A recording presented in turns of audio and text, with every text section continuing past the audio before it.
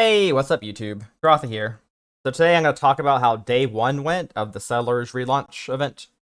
First off, I'm going to say the event is a lot more fun than I was expecting.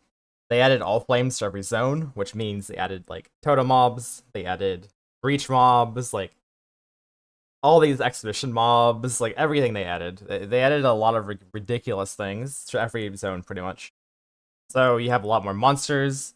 They are a lot harder though, so it's kind of funny they mentioned that there was no downsides. I will say that the monsters are like 10 times, 15 times stronger than normal monsters. So it is harder for sure. And you definitely need to be res capped early in the campaign because you can run into fire damage mobs pretty early, for example.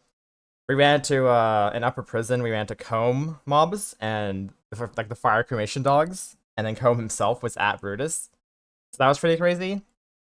Yeah, the event was honestly kind of surprising. It's a lot more fun than I was expecting it to be. I thought it was gonna be some extra currency, and it is a lot of currency too. I'll show you guys a clip of me getting. I got like 300 chaos orbs in like 10 minutes earlier when they had like the chaos orb ball flame. So that was pretty crazy. Yeah, overall the event's been going really well. And my character, so the Stack Strike Warden, I was actually the first person in SF Hardcore to reach maps, which is very unexpected because I was kind of still figuring out how to play the character. And we did like a 4-hour level 70 like campaign run, which is pretty insane honestly, considering how much I could speed it up probably.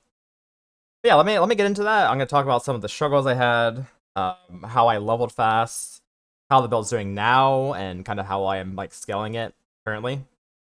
Let's get into that. First, I wanna like go through the tree real quick and show you guys the most important nodes early on for leveling, like how I went super fast.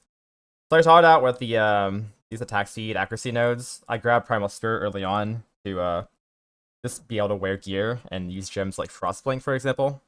So I grabbed this ASAP. I grabbed one from nature as soon as possible. Res is good, LA damage is good, and I went for precise technique.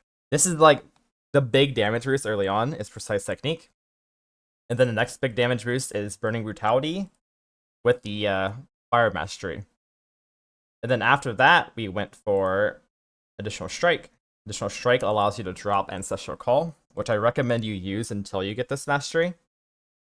And then I went for Primeval Force for the Invert Mastery. Now this is kind of the tree you're looking for. This is really good damage, and you get the Additional Strike. Now past this, it's mostly just filling out nodes like Life and starting to get Block. The Block is really good defensively, obviously. You can like Flop and Chain, Golem's Blood, like As the Mountain, Deflection. All these things are really good.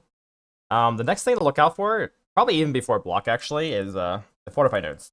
So this allows you to drop Fortify Gem, and this is a lot of damage as well, and you get really good Fortify uptime. And then of course you want to grab Rage. You could probably grab the Rage earlier than like the Block and stuff too. Just these are the nodes you're kind of looking for. This is kind of how the tree is gonna look. I'm not gonna go too much into the tree after this, but this is like the general tree. And then obviously once you get to maps, you're gonna start getting suppression and duration. This is kind of like the meats and bones of the tree here. And yeah, the character is like extremely fast in the campaign, like I said. Like it has access to a lot of really good damage nodes. And its shield charge is really fast. That's all I can say. Like shield charge, Stack Strike, you just everything's just blowing up, you go really fast. Single target was quite a bit better than I thought it would be. And I was pleasantly surprised with how the campaign went. Now early on in the campaign, I was actually running claws to like easily have like good sustain. Claws are really good just because you get a lot of life getting hit.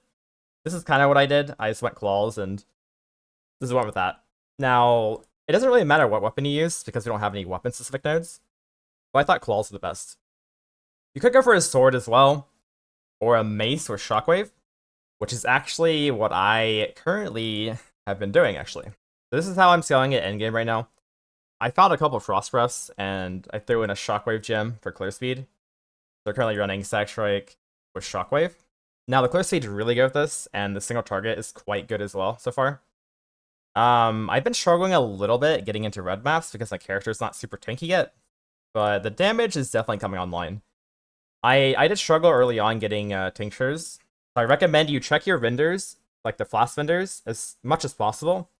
because the vendors do sell tinctures. And yeah, you really want tinctures for this build. I actually got to like level 88 or something without finding a tincture. That was pretty unlucky. With that in mind, I actually did end up getting bark skin third. Like I have tincture stuff now, but I took bark skin on my Merc lab. And I used that till almost level 90, honestly, so yeah, bark skin's like not the greatest, but it's good early on defensively until you get into the higher maps and then it starts to fall off. So you can definitely grab that first and then respec it later. And if you don't have two tinctures yet, don't worry about it. Just you can run bark skin, just run like the one tincture node. Not a huge deal.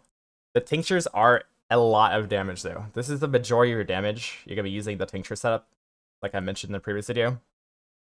A lot of your damage. You want to be using those pretty much as you can. And yeah, that's kind of the core part of the Warden build. Freeze is really OP.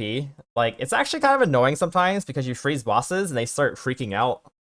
Like, they'll like actually kind of bug out sometimes. So that is kind of a downside.